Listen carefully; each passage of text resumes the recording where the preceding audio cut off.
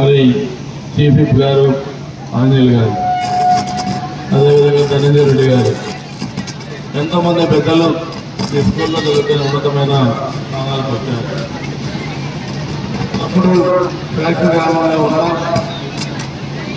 ఈరోజు ఎంతో ప్రశాంతంగా గ్రామ అభివృద్ధి జరిగిన కూడా అన్ని పార్టీల వారు ఈ గ్రామంలో కూడా ప్రతినిధి పనిచేస్తూ ఉన్నారు.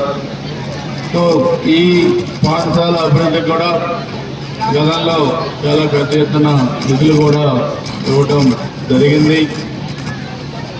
పాఠశాల అభివృద్ధికి మన ప్రభుత్వం కూడా మనం గతంలో కూడా చాలా వరకు నిధులు ఇచ్చి మనం సహకరించాం. సో ఈరోజు మన పల్నాడు ప్రాంతాల్లో ఎడ్యుకేషన్ పరంగా చూస్తే ఈ ప్రభుత్వంలో అదేవిధంగా నారా లోకేష్ గారు మానవ వనరుల అభివృద్ధి శాఖ మంత్రిగా వచ్చినప్పటి నుంచి కూడా ఆంధ్రప్రదేశ్ రాష్ట్రంలో విద్యా వ్యవస్థ కొత్త బుద్ధులు తొక్కుతూ ఉంది. ఒక మొన్న కూడా చూస్తే దాదాపు 17,000 మంది టీచర్స్ని డిఎస్సీలో కొత్తగా టీచర్స్ కూడా రిక్రూట్ అయ్యారు. కొత్త బిల్డింగ్లకి నిధులు ఇస్తూ ఉన్నారు. అనేక సౌకర్యాలు కల్పిస్తూ మిడ్ డే మీల్స్ కూడా పాఠశాలల్లో స్కూల్స్లో ఒక నాణ్యత కలిగిన సన్న బియ్యం కూడా ఇచ్చి మిడ్ డే మీల్స్ కూడా చాలా బాగా పెడుతూ ఉన్నారు.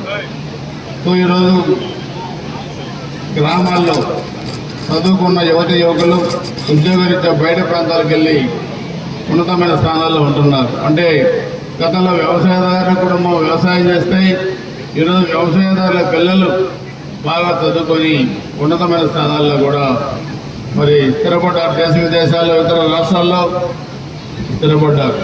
సో అందుకని ఈరోజు మనందరం కూడా ఆలోచించాల్సింది, గౌరవ ముఖ్యమంత్రి చంద్రబాబు నాయుడు గారి ఆలోచనలకు అనుగుణంగా ఈ రాష్ట్ర అభివృద్ధి ధ్యేయంగా కూడా మనందరం పనిచేసుకుంటూ గ్రామాల అభివృద్ధి ధ్యేయంగా ముఖ్యంగా మన పిల్లల చదువు విషయంలో తగు జాగ్రత్తలు కూడా తీసుకొని, ముఖ్యంగా 10th క్లాస్ పిల్లలు ఉన్నారు.